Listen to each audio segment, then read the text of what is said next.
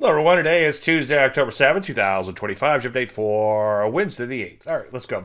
Well, as far as setups, let's stick with these two in here. It's funny. I saw this NUAI. I'm like, ooh, look at that one. It's like, that's crazy. And then I realized it was NUAI when I was doing my scans tonight. So, yeah, that's definitely a crazy one. And KYTX is a little crazy on its own. HV232, probably one of the highest HV stocks I've ever recommended. Squint your eyes, and bigger picture, it does look quite interesting.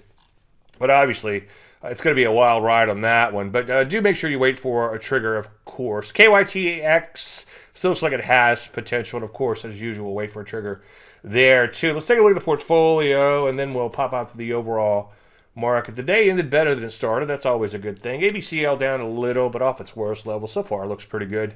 Still, ATAI up a smidge, better than Pokemon, just shy of all-time, no, multi-year highs on that one. CIFR did manage to close at all-time highs, so that's certainly a good thing. We'll bump the stop a little on that one. KGC off a smidge, but it looks pretty good.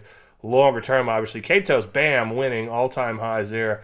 Nice persistent uptrend remaining intact there. Great stock. This is what trend following is all about. That's the one, or these are the ones, most of these, I should say, are the ones that we've been waiting for. TFPM off a little. It's been kind of chopping around a bit, but remaining in an uptrend, so I'm not going to complain too much. Down, obviously, today.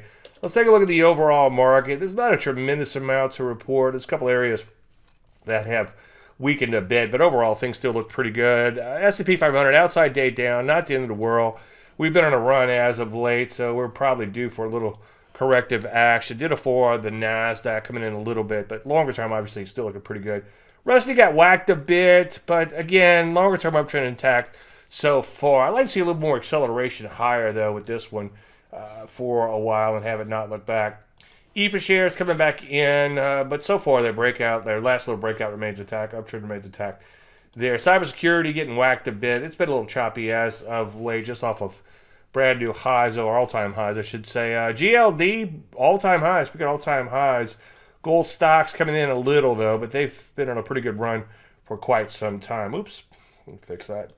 What else is happening? IBB, kind of flat still, not much to report, but just off of all-time highs, so that's obviously a good thing. Software getting whacked, a little wide and loose, but it's recently broken out to new highs before pulling back a bit. Take a look at defense, managed to close at brand new highs. What else is going on? Lithium selling off a little bit. Let's take a look at metals and mining overall. Still managed to close at brand new highs, but you can see it tailed well off of its best level. So again, not a tremendous amount to report. Some areas like home builders are beginning to break down, so that's a little bit concerning. I'll keep an eye on this situation for you and let you know if anything happens there. Cloud computing in whacked a little bit, but for the most part, hanging in there. So again, most areas look pretty good.